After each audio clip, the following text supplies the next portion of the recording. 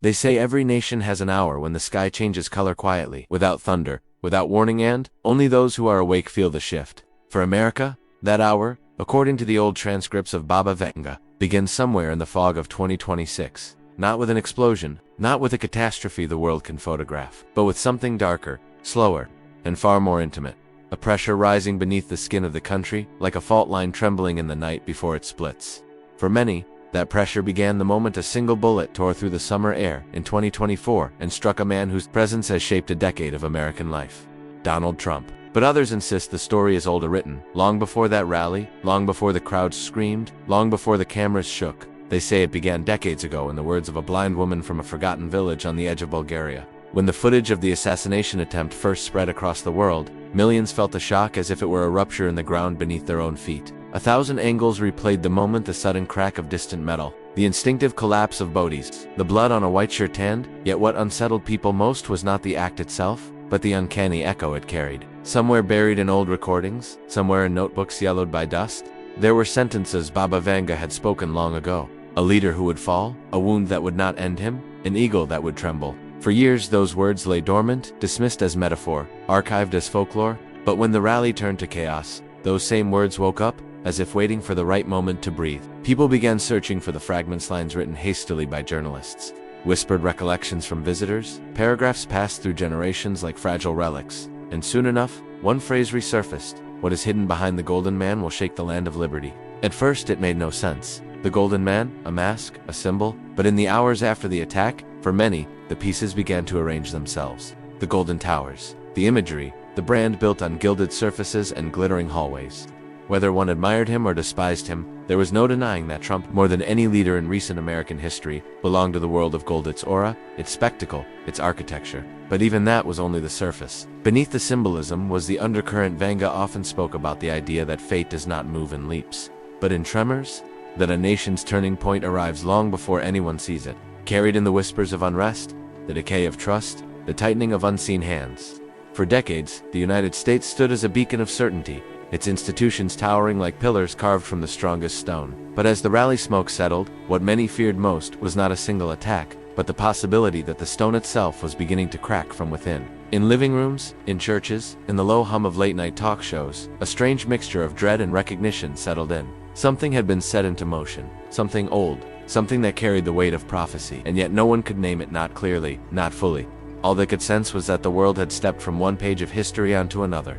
Without ceremony, without warning, just as Vanga once described. "The day they do not expect is the day already written," she warned. And now those words resurfaced like a ghost rising from the ground. For many Americans, the fear was not just political, it was spiritual. A sense that the balance had shifted between neighbors, between ideologies, between truths. Those who once stood side by side now stared at each other with suspicion. Words that once meant unity now felt like accusations.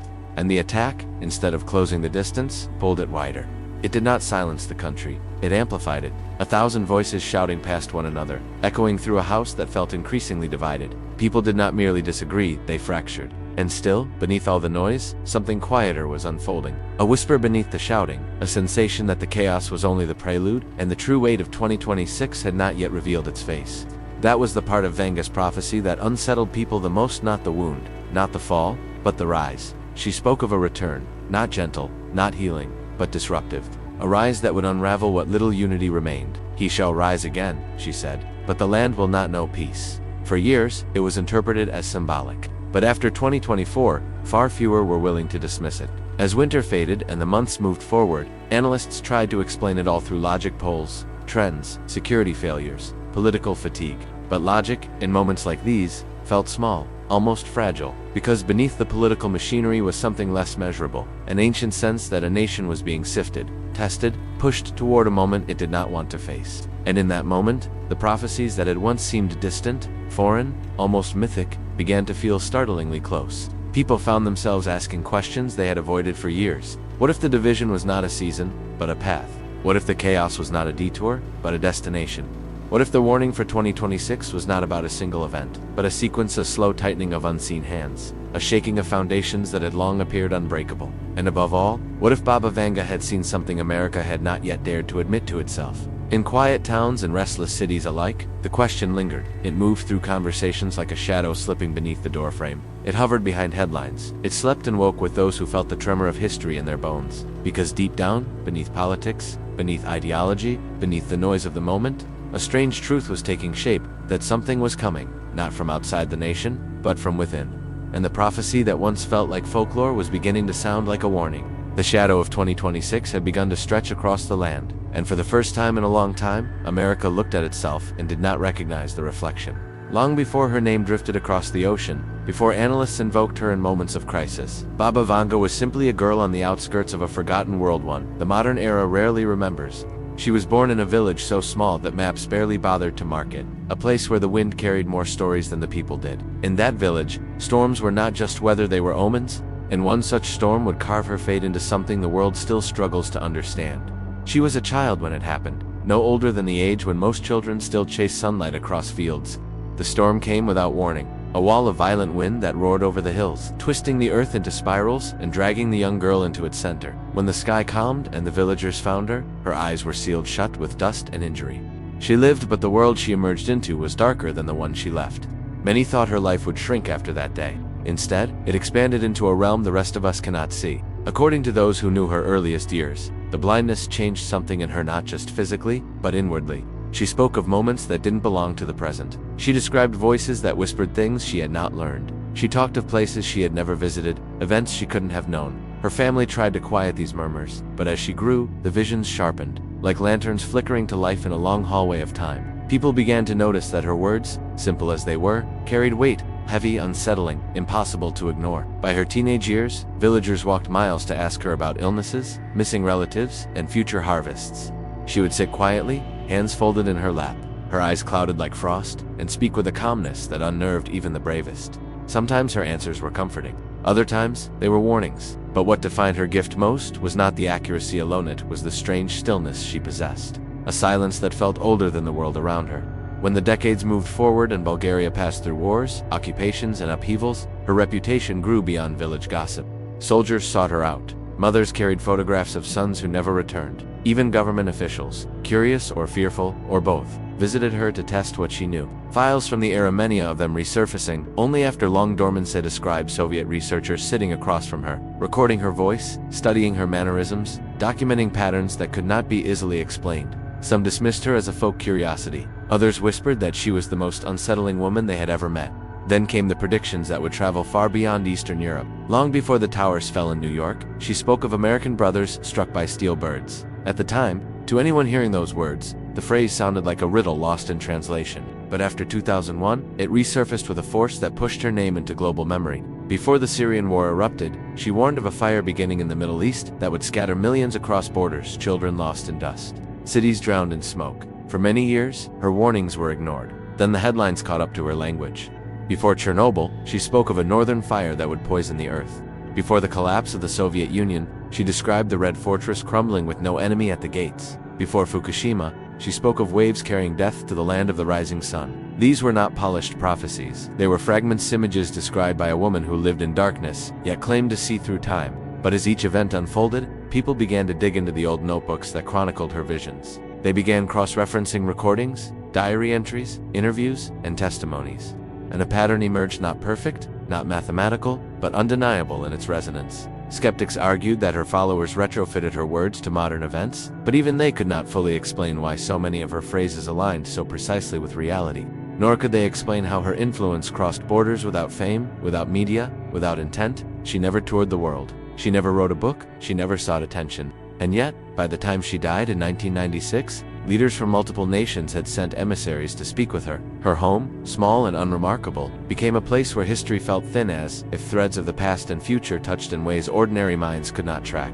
Visitors recounted that when she spoke, she often did so as though reading from a page that no one else could see. Her voice never rose. Her tone never shook. She simply delivered what she saw without decoration, without interpretation, without fear. After her death, something curious happened. Instead of fading, her presence intensified. Records that had been tucked away in drawers were rediscovered. Soviet transcripts emerged. Journalistic notes were republished. Documentary teams pieced together timelines that stretched across continents, and every time a new crisis erupted, from political fractures to natural disasters, her name reappeared like an echo, returning to its source. In Europe, she became a cultural specter. In the Middle East, scholars examined her predictions through the lens of unfolding conflict. In Asia, her words circulated through digital forums. And in the United States especially, after 2024, her voice became something far more significant. A warning Americans could no longer ignore, because buried among her countless visions was one that had always troubled researchers, one that spoke not of distant lands or vague calamities, but of a powerful figure in the West, a leader who would fall, yet rise again, shaking the foundation of a nation known for liberty. For decades, the prophecy sat at the edge of interpretation, like a puzzle missing half its pieces. But when Trump staggered after the shot, blood staining his chest, many felt those missing pieces snapping into place. And so the world returned to Baba Vanga, not out of curiosity, but out of dread. Because if her earlier prophecies had carried weight, then the one connected to the United States might carry something far heavier. A glimpse into the storm forming above 2026, the storm, she claimed, would test not only a nation's resolve but its soul. She was a blind woman in a small village. She had no textbooks, no laboratories, no power, and yet her words outlived her. They moved across the world like migrating shadows, landing wherever fear and uncertainty stirred. And now, as the calendar inches toward a year she warned about decades before, her voice feels less like a whisper of the past, and more like a hand tapping on the present tree, reminding us that visions once dismissed might be warnings long overdue. There are moments in history when symbols speak louder than facts, when the language of prophecy overlaps so precisely with the events of the present that even skeptics feel a chill run through them. For many, that moment arrived, the instant a red stain spread across Donald Trump's chest in the summer of 2024. It lasted only seconds, just a heartbeat in the vast span of American history, but it carved itself into the collective memory of a nation already trembling under its own divisions. And while millions saw a political figure wounded, millions of others saw something far more unsettling. The first line of Baba Vanga's most cryptic warning playing out before their eyes. He will fall, blood on his chest, but the wound will not be his end. The eagle will tremble. The land of liberty will suffer. Those words had drifted for decades through the margins of her recorded visions, vague enough for people to overlook, specific enough for the devout to fear. They were spoken at a time when Trump had not yet entered the vocabulary of global power, when America's future crises were still hidden behind the soft illusion of stability. And yet, when the bullet grazed him, and he rose again defiant, unbroken, staring straight into a chaos that refused to silence him, the prophecy took on a life of its own. The eagle trembling, the land of liberty suffering, the wound that does not end the man. What once felt like metaphor suddenly felt literal. That was only the first layer, because buried deeper in Vanga's notes was another phrase, one even more haunting. A man of gold shall fall, struck from afar, and the world will watch in silence. It was the imagery that unsettled people most. Gold, his towers, his escalators, his brand, the gilded architecture that became synonymous with his rise. Gold in the way his supporters described him, gold in the way his critics mocked him. Even his detractors acknowledged the symbolism. And then there was struck from afar, an attack delivered across distance, from a hidden vantage, a shot few saw coming. When the footage replayed across the world, the phrase "man of gold" reappeared on screens and comment sections, like a forgotten ghost reclaiming its place. But prophecy is rarely about a single event. It is about the fracture that follows. In the weeks after the attack, America did not pause to heal. It split faster. One half shouted, the other half shouted back. What should have been a moment of national reflection hardened into blame, accusation, paranoia. Families closed their doors to conversations that once felt ordinary. Churches fractured over sermons. Communities once defined by neighborly trust became battlegrounds of suspicion. The prophecy's next line echoed with uncomfortable clarity. The people will scream in two voices, and brothers will turn against brothers. This was no longer just about politics. It was about identity, truth, the soul of a nation pushed to its breaking point. In Vanga's visions, the wounded leader was less important than the chaos born from his fall. He was a symbol, a spark, a catalyst that exposed the fractures long hidden beneath the surface. And for America, Trump, whether revered or despised, had become that exact kind of symbol. A figure who did not create the divisions but illuminated them, magnified them, gave them shape and fury. Some saw the attack as a political tragedy. Others saw it as divine judgment. And others still saw it as a point of no return, a sign that the Republic was entering a chapter where the institutions built to hold it together were no longer strong enough to withstand the emotional weight resting on them. It was during this unraveling that people began returning to yet another of Baba Vanga's visions, perhaps the most disturbing one of all. He shall rise again, but the land will not know peace. Rise again, yes, the phrase repeated endlessly through media, commentary, religious discussion, but rise as what? As a candidate? A martyr? A movement? A symbol of resistance? A catalyst for a fire that would not easily be extinguished. Baba Vanga often described events not as static occurrences, but as sequences, moments that build upon one another. Like stones placed deliberately along a path no one realizes they are walking. The fall was only the first stone. The second was the rise. And the third, she hinted, would reshape the heart of the nation. Because the eagle trembling was not simply a matter of politics, it was the trembling of identity, of direction, of unity. It was the moment when the United States, long confident in its voice, began speaking in tones so fractured that even the world questioned whether the old American narrative still existed at all. In the months that followed, the tension that once felt political began to feel spiritual. People described a heaviness, a sense of standing at the edge of an unseen tipping point. Analysts argued about polls and demographics. Legal scholars debated constitutional implications. Commentators pointed fingers at cultural decay or institutional corruption. But beneath all the noise was something quieter, an intuition, a sensation. A recognition that what was happening reached beyond the systems humans build. Vanga's prophecies often operated on that level, nations behaving like living beings, their souls exposed in moments of crisis. And according to her, the soul of America was entering a season of testing, one triggered not by foreign enemies, but by a wound that cut through its own identity.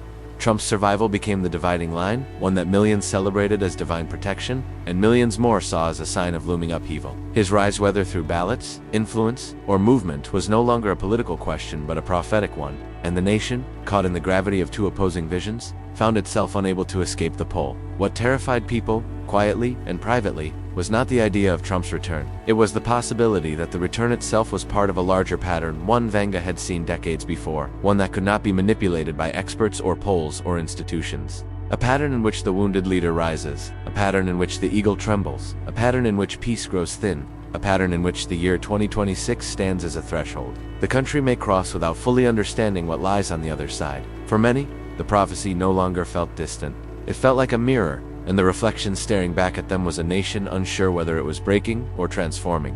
Long before the economists sounded alarms, before debt charts curved upward like tidal waves preparing to break, Baba Vanga left behind a line that few paid attention to.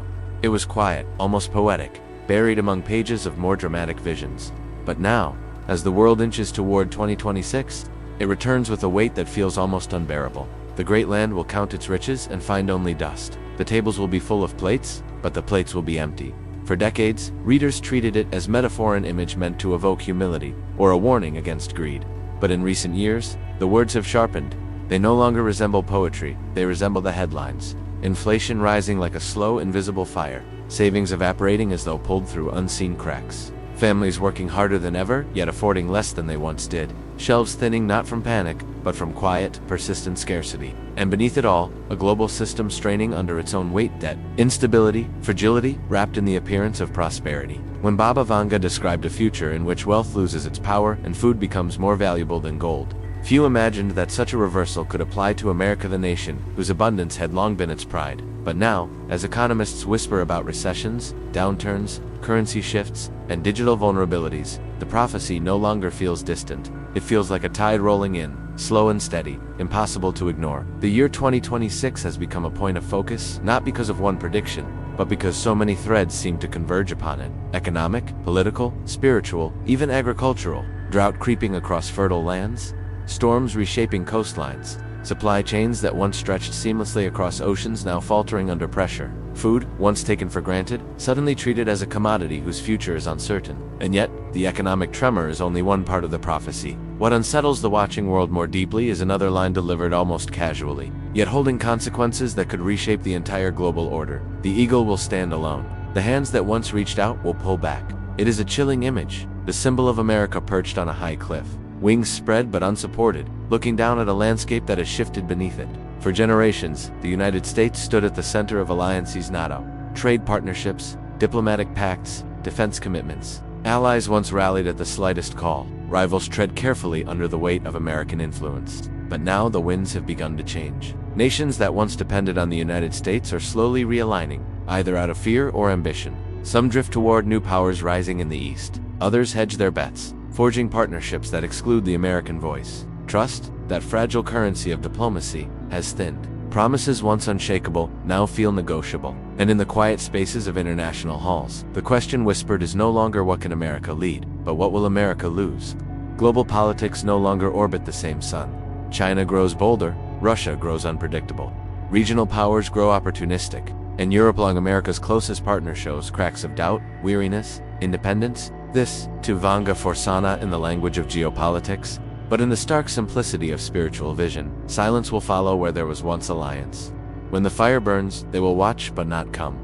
Many dismissed it as metaphor, but now, in a world shifting away from American dominance, the silence feels increasingly real. It is not hostility, it is absence. The kind of absence that leaves a nation exposed, not because it is attacked, but because it is abandoned. And abandonment, in times of crisis, is a more devastating weapon than war. America, for all its power, has begun to feel the weight of isolation, not in dramatic diplomatic breaks, but in subtle shifts. Hesitant partners, cautious agreements, wavering commitments, the sense that if a crisis comes, the cavalry may not arrive, the sense that the world is learning to move without its once indispensable leader. For many analysts, these changes are geopolitical developments.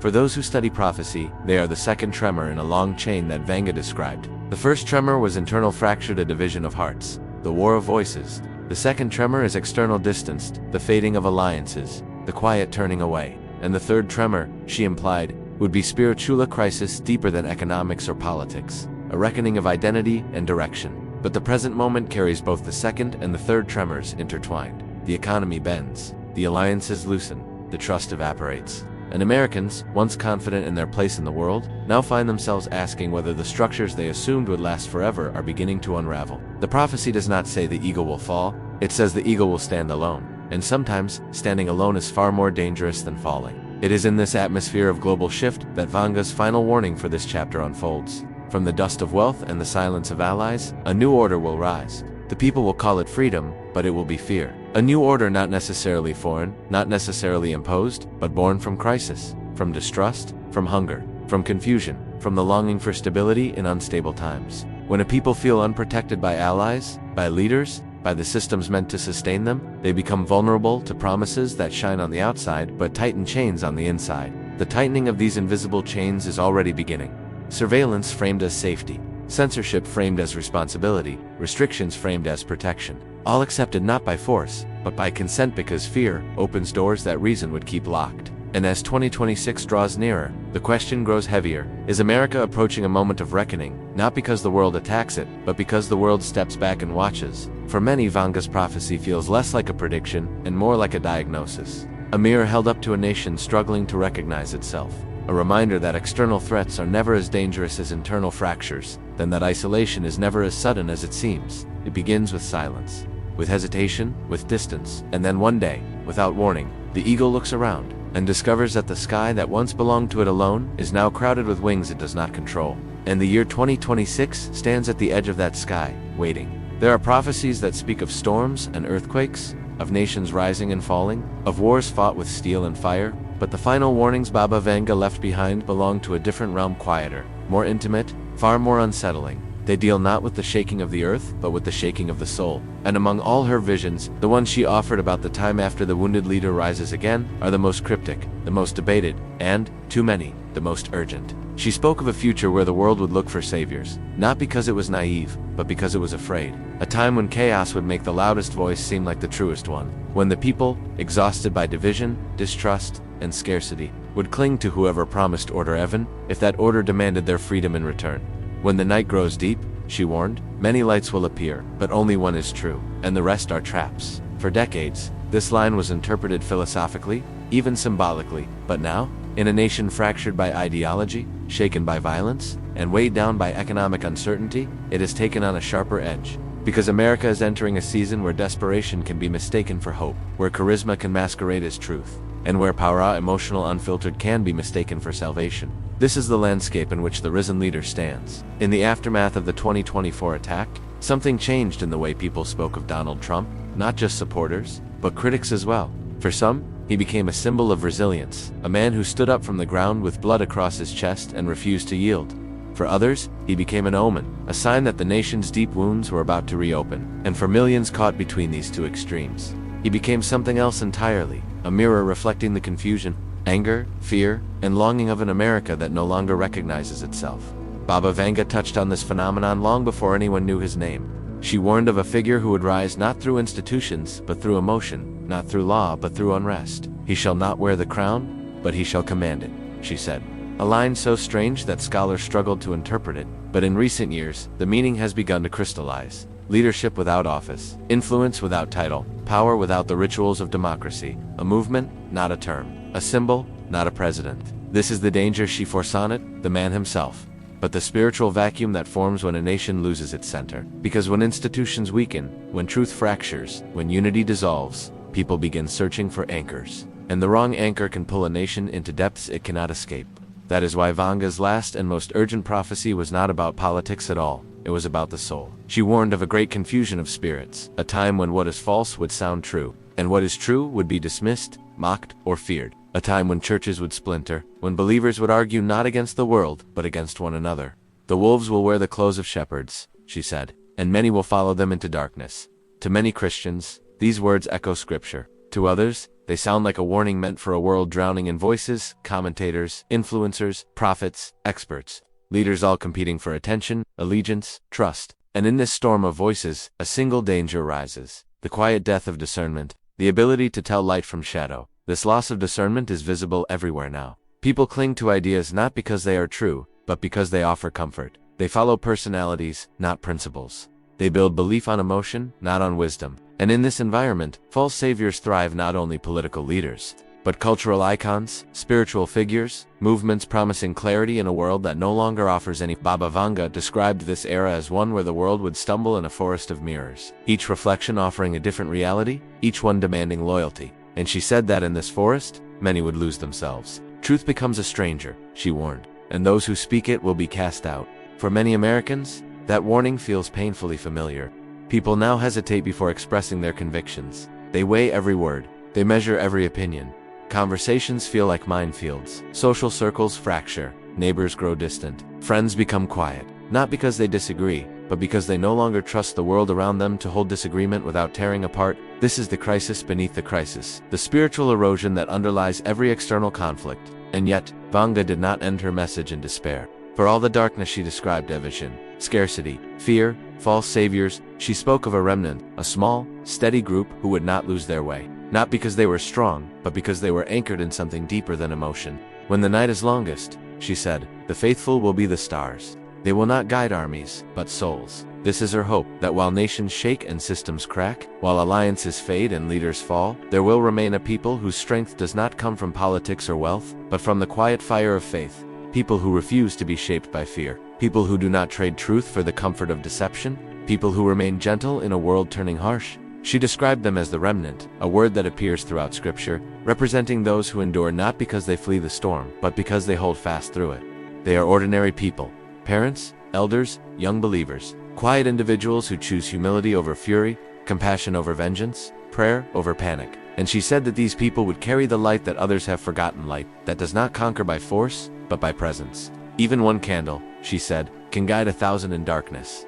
As 2026 approaches, this is the message that lingers after the fear fades. Not a call to flee, not a call to fight, but a call to remain grounded. To return to what is eternal in a world obsessed with what is temporary. To seek wisdom in a time when noise is mistaken for truth. To build unity where division seeks to reign.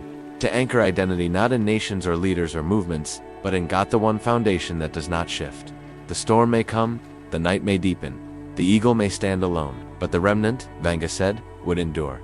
Not by strength, not by power, but by faith. And that is where her warning becomes her comfort, that even in the darkest prophecy, there is a thread of hope woven quietly through the center. A thread that does not break, even when the world does. A thread strong enough to carry those who hold it into the dawn that follows the longest night.